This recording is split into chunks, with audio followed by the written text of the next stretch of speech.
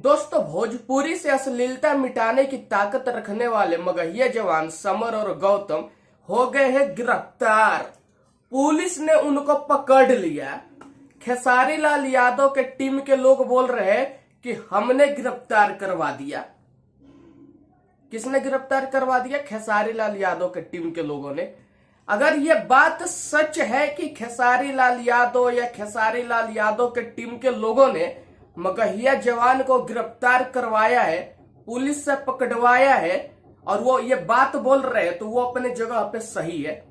खेसारी लाल यादव के टीम के लोग अपने जगह पे सही है अगर उन्होंने गिरफ्तार करवाया है तो। लेकिन दोस्तों, एक पक्ष ये है, वो बोल रहा है कि जीतन राम मांझी को और किसी जाति को लेकर मगहिया जवान ने बयान दिया था, इसलिए वो गिरफ्तार हुए हैं।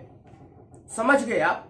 अगर जीतन राम के मांझी के कार्यकर्ता द्वारा मगहिया जवान गिरफ्तार हुआ है और इसके बावजूद अगर खेसारी लाल यादव के टीम के लोग बोल रहे हैं कि हमने गिरफ्तार करवाया है, तो खेसारी लाल यादव के टीम के लोग गलत बोल रहे हैं, श्रेय ले रहे वो लोग। ऐसा उनको नहीं बोलना चाहिए कि हमने गिरफ्तार करवाया।